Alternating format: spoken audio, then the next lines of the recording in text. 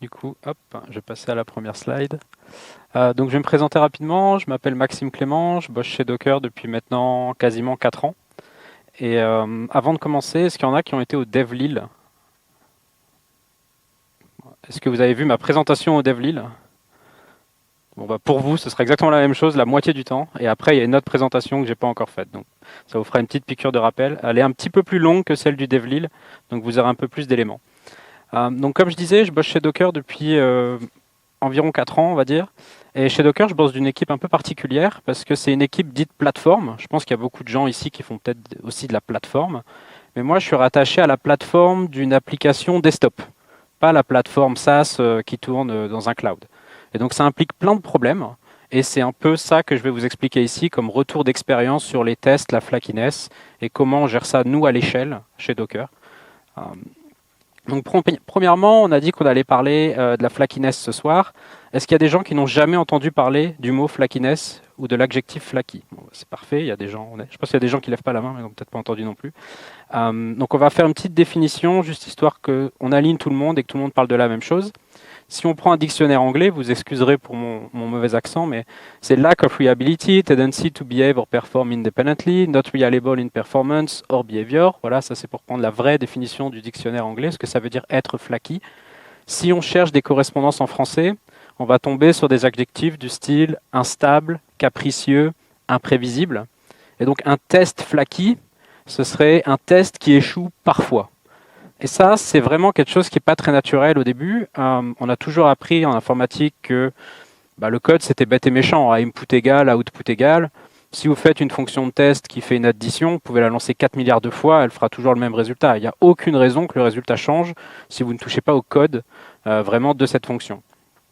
Par contre, si cette pyramide vous parle, c'est la fameuse pyramide sur le blog de Martin Fowler, il y a plusieurs catégories de tests. Il y a évidemment les tests unitaires, et après on peut monter dans cette pyramide, donc on va avoir plus d'intégration, moins d'isolation, selon ces termes.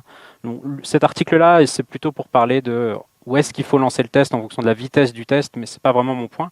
C'est plus que plus vous allez monter en haut de cette pyramide, plus vous allez perdre en isolation. Vous allez plus avoir vos mocks, par exemple. Si vous faites des tests end-to-end, vous allez tourner sur un vrai système live en prod. Vous allez plus avoir vos mocks pour contrôler tout l'environnement. Et donc là, l'environnement, en fait, il peut agir de manière différente en fonction de votre test. Même si vous lancez 2 fois le même test, c'est possible qu'il ne se passe pas 2 fois la même chose. Ce qui n'arriverait pas dans un test unitaire. Et donc, c'est toujours vrai, input égal, output égal. C'est juste que vous contrôlez plus les inputs. Plus vous arrivez en haut de cette pyramide, en fait. Et nous, chez Docker, c'est vraiment ça le problème qu'on a. Donc à partir de maintenant, pour simplifier les choses, dès que je vais parler de tests, je vais parler de tests tout en haut de cette pyramide, de tests end-to-end. Cette présentation, c'est pas du tout pour parler de la flakiness sur les tests unitaires. Si vous en avez, c'est que vous avez mal écrit vos tests, globalement. Et là, lui, sur son blog, il parle de UI test. Nous, on n'a pas forcément d'interface graphique, donc on parle de test end-to-end. Mais voilà, dès que je vais dire test, je parle de test end-to-end maintenant. Donc quel est le problème lié à ces tests qui des fois n'ont pas le même résultat alors qu'on n'a pas du tout touché au code métier en fait.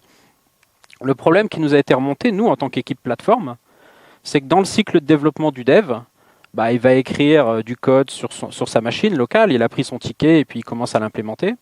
Il y a un moment, il ouvre une pull request, il va faire la review avec ses collègues, donc il va discuter, machin, tout ça. Et en même temps, ou à la fin, ça dépend de comment est configuré votre système, vous avez la CI, grosse brique logicielle qui s'appelle CI, peu importe chez qui elle est, comment elle tourne, tout ça, qui va se mettre à lancer une flopée de tests pour valider la non-régression de cette pull request. C'est très classique, c'est comme ça que ça marche dans 99% des boîtes.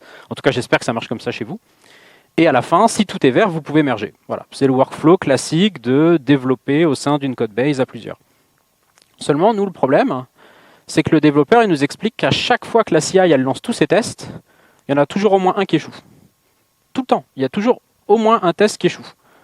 Et le développeur, quand il se retrouve devant le test qui échoue, il se retrouve vraiment à la croisée des chemins en fait. Soit il se dit j'ai une erreur, je vais aller investiguer l'erreur, je vais essayer de comprendre pourquoi mon test a échoué, parce que j'ai peut-être fait une régression en fait. On n'écrit jamais un bug de manière volontaire. Donc peut-être qu'il se remet en question et peut-être qu'il se dit j'ai vraiment fait un problème.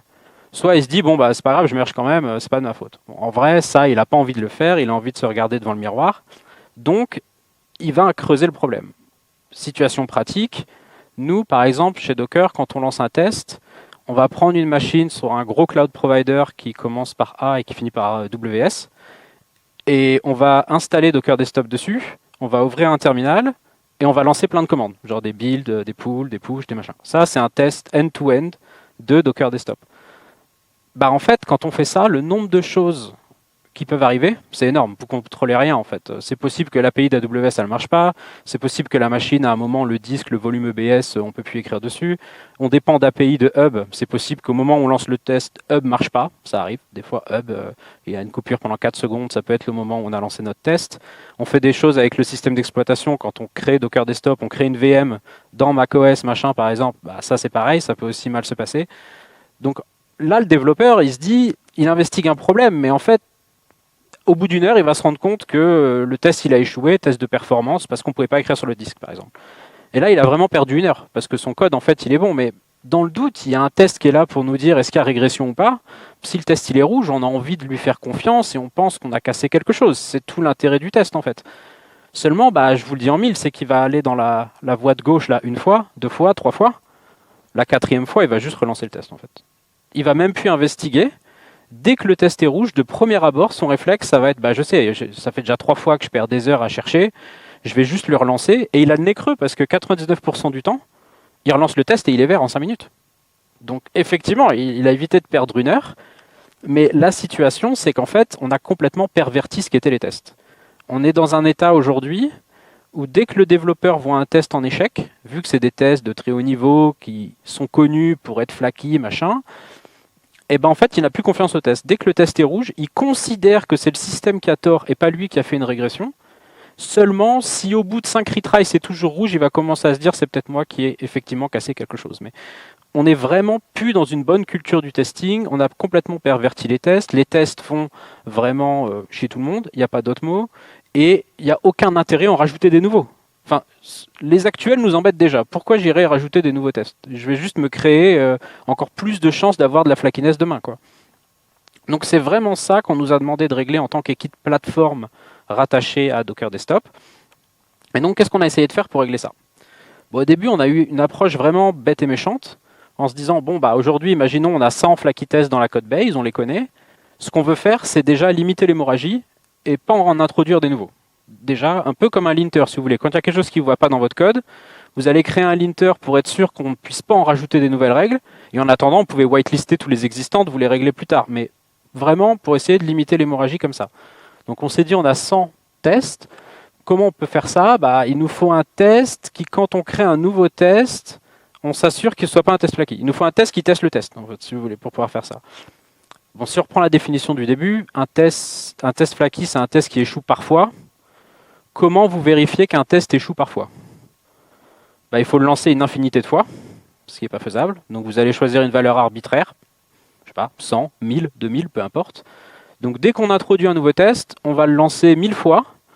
Et s'il est vert 1000 fois d'affilée, on considère que ce n'est pas un test flaky, on peut le rajouter. C'était l'approche naïve qu'on a eue. Est-ce que ça marche, à votre avis? Ouais, ça marche pas. On dégrossit quand même. Il y a quand même pas mal de tests qu'on arrive à dégrossir et à trouver qui, à mon avis, sont plus de la flakiness liée à l'écriture du test en lui-même que l'environnement. Mais on arrive à dégrossir. Mais si je prends l'exemple de tout à l'heure de votre test qui dépend d'une API, bah, vous pouvez le lancer 2000 fois. Si l'API elle est up, il marche. Vous mergez. Et le lendemain, si l'API elle est down, votre test il marchera pas, quoi. Vous pouvez faire comme vous voulez. Il y en aura toujours qui vont rentrer.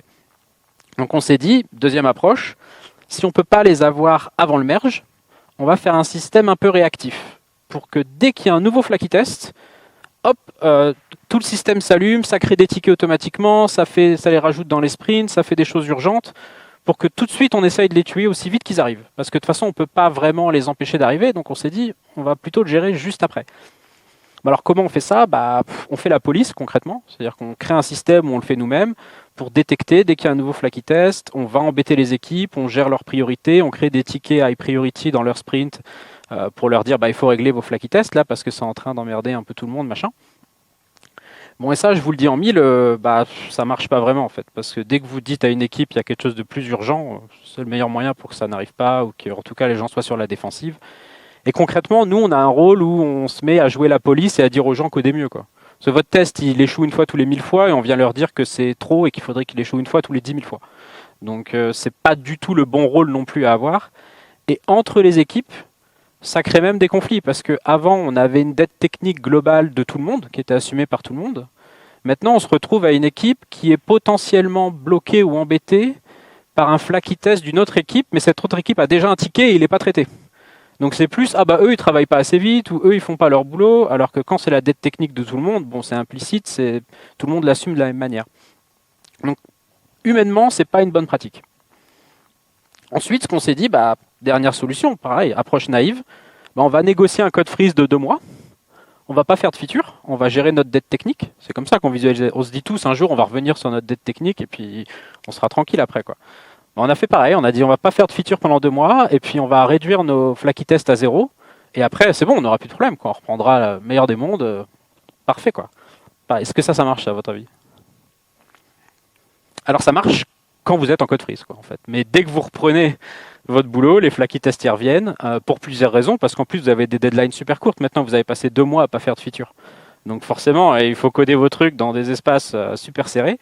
Et c'est ultra frustrant parce qu'en fait, on se dit qu'on a passé du temps vraiment à rien, quoi. Le jour où vous repassez au-dessus de la valeur d'avant, c'est super frustrant parce que vous dites clairement que vous avez juste perdu 2 mois, quoi. Par contre, on arrive bien à impacter cette métrique, mais bon, encore heureux, quoi. Quand vous foutez 30 personnes sur une métrique, j'espère bien qu'on arrive à l'impacter quand même sur le long terme. Donc nous, on est là. On a testé, ça, je sais pas, tout ce que je vous ai montré, ça a peut-être duré 6-8 mois, quoi, d'expérimentation. Et on a toujours autant de flaky tests qu'au début. Clairement, on n'a absolument pas amélioré la solution. C'est exactement pareil. Tout le monde râle pareil. Voilà, c'est un problème systémique et on n'arrive pas à le régler. Donc, qu'est-ce qu'on a fait? On a pris un peu de recul et on s'est dit, OK, il y a quand même un truc qu'on a envie de comprendre. C'est que les gens nous disent quand même qu'à chaque fois qu'ils lancent la suite de tests, il y a toujours au moins un test qui échoue. Et ça, on se disait, bon, OK, on a beaucoup de tests machin, mais statistiquement, c'est quand même bizarre qu'il y ait toujours au moins un test qui échoue. Donc on a voulu vraiment faire un peu de maths et comprendre pourquoi on avait ce résultat. Donc pour ça, on a regardé un peu ce qu'a fait ce monsieur. Est-ce qu'il y en a qui savent qui est ce monsieur? Non. Ouais, un mathématicien, ouais. C'est monsieur Bernoulli. Alors on n'a jamais vu sa tête, je pense qu'on a vu un peu en cours si vous avez fait un peu de maths ce qu'il a fait, mais jamais sa tête. Il a fait quelque chose d'assez sympa qui s'appelle la loi binomiale. Alors ça, c'est les mathématiciens, hein, c'est pour faire croire que c'est compliqué. En fait, c'est assez simple, on va voir. Mais ça permet de répondre, c'est les questions de lancer de pièces. Ça doit vous parler un petit peu. Ça permet de répondre à si je lance 50 pièces d'affilée, quelle est la probabilité de faire au moins une fois pile, par exemple. Et nous, on a converti ça avec nos tests, c'est-à-dire plutôt que lancer 50 pièces, je vais lancer 50 tests. Et ma question, c'est ma pièce, elle a 50% de chance de faire pile, 50% de chance de faire face. Nous, le test, bah, on va admettre une erreur statistique de 0,5% par exemple. Et notre question, c'est pas de faire au moins une fois pile, c'est d'avoir au moins un échec. Et on va pouvoir essayer de calculer effectivement en pratique quel est le pourcentage de chance d'avoir au moins un échec. Donc si on le fait là pour l'exemple bateau, comme j'expliquais, 50 tests, un taux d'échec à 0,5. Donc ça, c'est le taux de succès. Avoir un succès, c'est 99,5 sur 100. 2 succès d'affilée, 3 succès d'affilée, 50 succès d'affilée. Et donc au moins un échec, c'est 1 moins ça. C'est 1 moins la probabilité de faire tous les succès. Et ça, est-ce que quelqu'un a une idée un peu de combien ça fait? D'intuiter un peu comment ça fait? Non. Ça fait 22%. Et ça, alors je sais pas pour vous, hein, mais nous, quand on a fait ça, 22%, c'était monstrueux pour nous, quoi. Si on se dit 50 tests, c'est vraiment rien. C'est pas beaucoup, 50 tests, franchement, c'est rien. Un taux d'échec à 0,5%. Alors ok, c'est pas zéro, mais ça fait 99,5% de succès. Il y a des systèmes, leur SLA, elles sont plus bas que ça, hein. Enfin, c'est pas non plus si dégueu, en fait, 99,5. Et on tombe à 22%. Donc il y a quand même plus d'une fois sur 5 où j'aurais faux en lançant ma suite de tests. Donc on a généralisé ça encore plus loin. Là, par contre, j'espère qu'on voit ma souris. Parce que oui, parfait, parfait. On a généralisé, en fait, la formule. Donc là, ce que vous voyez ici, c'est le nombre de tests total dans votre suite. Et en bas, c'est le taux d'erreur statistique pour un test. Et ce que vous voyez, c'est que dès que vous avez 500 tests ou 1000 tests, qui encore une fois, ce n'est pas non plus des valeurs décollantes, hein. Avoir 500 tests ou 1000 tests, si vous avez une énorme application utilisée par des millions d'utilisateurs, vous serez là, hein, vous serez même carrément plus haut. Ce qu'on se rend compte, c'est que si vous voulez aller chercher du jaune, c'est-à-dire la probabilité de passer l'intégralité de la suite de tests à genre 90% ou quelque chose comme ça, bah vous n'avez pas le droit à la moindre erreur en fait. il faut que vous tendiez vers 99,99999, quelque chose comme ça, parce que ça s'explique avec la multiplication, c'est que le taux d'erreur statistique va s'accumuler sur tout. Et donc là, si vous avez 1000 tests, vous ferez 1000 fois la multiplication, et donc le taux d'erreur va exploser à la fin. Donc là, on commence un peu à comprendre pourquoi c'est très compliqué de passer la suite du premier coup. Donc on s'est dit, ok, on a généralisé, mais qu'est-ce que ça donne chez nous? On en est où? On est où, nous, sur ce graphique chez Docker, là? Donc, comme j'expliquais, Docker, moi, je bosse particulièrement sur Docker Desktop. C'est une app desktop donc, qui supporte plusieurs environnements. Donc on supporte Linux, macOS et Windows. Sachant que pour chacun de ceux-là, on supporte différentes versions. On supporte Windows 10 et Windows 11. On pense en avoir fini avec Windows 10, mais apparemment non. macOS, on supporte la même chose que les guidelines Apple. Donc on supporte les 3 dernières versions. Donc 14, 15, 26 maintenant. Linux, on supporte plusieurs distributions. Donc on supporte Ubuntu, Fedora, machin, tout ça. Je ne vous fais pas la liste. Et maintenant, il y a même plusieurs architectures. Il y a même tout ça, macOS AMD, macOS ARM, Windows ARM qui arrive, Linux ARM. Donc en fait, on a une grosse matrice de tests. Et dès qu'on vient rajouter un test, en fait, il est exercé sur plein de dimensions différentes. Donc c'est un peu combinatoire et donc la suite de tests, elle explose très très vite en fait en termes de nombre de tests à lancer au global quand vous voulez lancer l'intégralité de la suite de tests. Et donc nous, chez Docker Desktop, on a environ 10 000 tests là. Je vous remonte le graphe. En haut, c'est que 3000. Nous, on a environ 10 000 tests. Si on veut vraiment lancer l'intégralité de la suite de tests de non-régression, c'est 10 000 tests. Si on reprend l'erreur statistique à 0,5 de tout à l'heure, ce qui est vraiment pour l'exemple, moi je ne sais pas exactement à combien est l'erreur statistique, ça dépend des tests en fait. Il y a des tests qui sont plus flaky que d'autres en fonction de ce qu'ils font, tout ça. Mais pour se donner une idée, et qu'on voudrait calculer avec Bernoulli, machin, quelle serait la probabilité de passer ces 10 000 tests tout vert du premier coup, ça donne ça. Là, on commence à... Alors ça, on ne se rend même pas compte de ce que c'est 10 E-15 ou E-16, je crois. Pour l'anecdote, c'est pas gagné à l'euro-million, hein. C'est gagné à l'euro-million 3 fois de suite. Donc il faut faire 3 grilles. Vous imaginez, à chaque fois que vous lancez la CI, vous faites vos grilles, et puis il faut lancer les 3.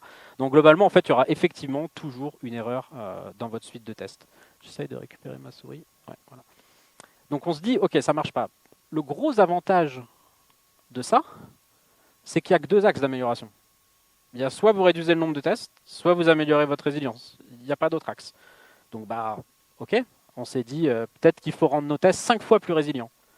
On va passer beaucoup de temps, on va mettre des retries, des failovers, des trucs, des autres providers, des miroirs à droite à gauche, vraiment essayer de faire en sorte de tout ça. On les rend 5 fois plus résilients. Qu'est-ce que ça donnerait? Si on passe 6 mois à faire ça, ce serait beaucoup de boulot. Parce qu'on a 10 000 tests. Il faut rendre les 10 000 5 fois plus résilients, pas que 1. Quoi. On tomberait à ça. Et là, alors statistiquement, on a fait un pas de géant là. Vraiment. Par contre, l'utilisateur, votre dev, il dit que vous n'avez rien foutu. Hein. Pour lui, entre ça passe jamais et ça passe une fois tous les 2000 fois, c'est pareil. Hein. Concrètement, c'est exactement la même chose. Donc on s'est dit, il n'y a qu'un seul autre axe. Hein. Peut-être qu'on a trop de tests. Peut-être que vraiment, il faut commencer à dropper du support pour Windows 10, pour Mac AMD, pour Fedora, qui installe Docker Desktop sur Fedora. Et donc... mais ça a un impact produit en plus. Donc en plus de passer du temps de dev à rendre nos tests plus résilients, il faut qu'on a commencé à voir le produit en disant est-ce qu'on ne doit pas drop le support de ça parce que nous, on n'arrive plus à assumer en fait de supporter tout ça dans la matrice de test. Qu'est-ce que ça donnerait si on fait ça? 5%. Donc on aurait une CI qui potentiellement pourrait marcher une fois sur 20. En gros, ce serait un peu le plan. Bon, clairement, en fait, il faut qu'on pense à une autre approche, quoi. Essayer d'attaquer le sujet des flaky tests de front, ça ne marchera pas. C'est clairement ce qu'on vient de prouver là, on en aura toujours. Ou alors, en fait, il ne faut plus avoir de tests. Oui, si on n'a plus de tests, on n'a plus de problème de flakiness, mais ce n'est pas forcément l'idée, quoi. Donc ce qu'on s'est dit, c'est qu'on va essayer de changer d'approche et de réfléchir plutôt qu'au problème, on va plutôt réfléchir à la cause, à la friction qu'elle crée.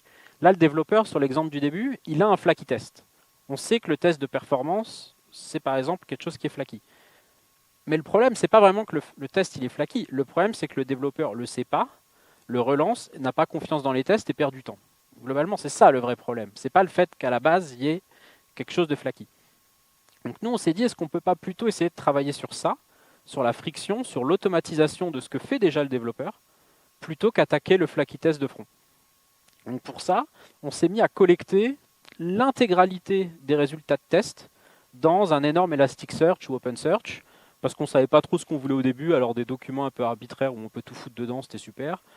Aujourd'hui, en fait, on tourne toujours avec OpenSearch, hein. Et donc, on doit avoir maintenant presque 3 ans de résultats de tests dans OpenSearch. C'est monstrueux, mais l'avantage, c'est qu'on peut chercher tous les fois où ce test-là a échoué dans tel environnement, quand ça tournait sur telle machine, machin, tout ça. Ça nous permet vraiment de construire une base de données, si vous voulez, un référentiel sur la flakiness interne au produit. Et au-dessus de ce dataset, on a créé un outil qui s'appelle Skipper. Et c'était avant les IA pour générer des logos. Ça, c'est un vrai logo qui a été fait à la main. Je tiens à le préciser quand même.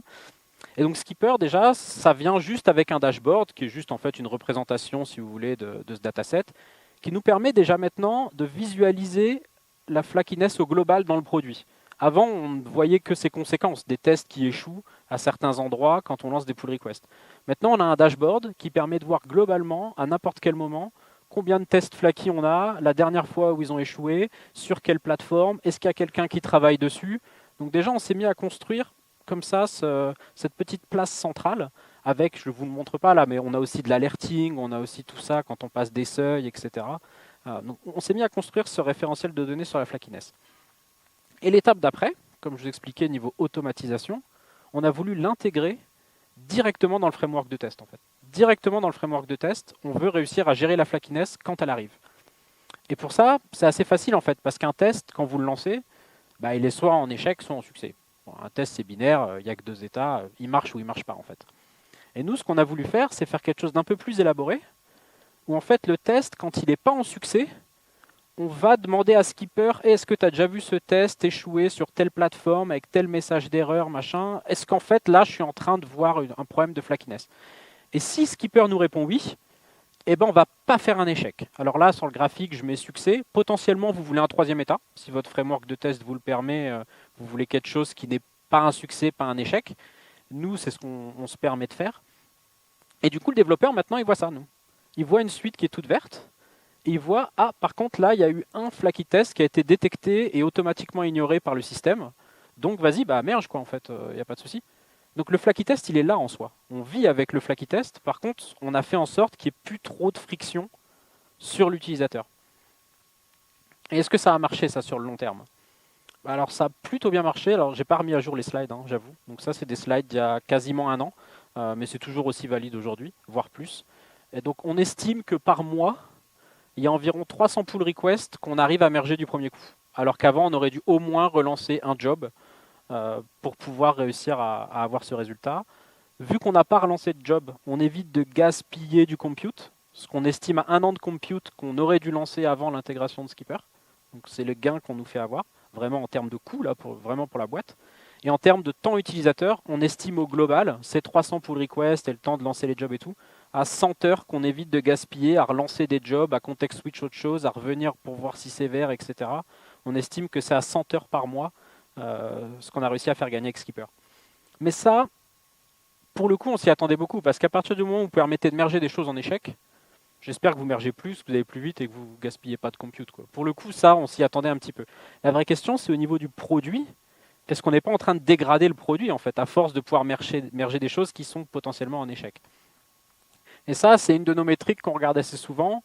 C'est vraiment le taux global de succès des tests. Et là, il n'y a pas de notion de flakiness. Là, si ça échoue, même pour une écriture disque, c'est un échec, c'est un échec.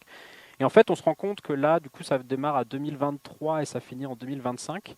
Donc, il y a quasiment, il y avait un peu plus d'1 an de données là.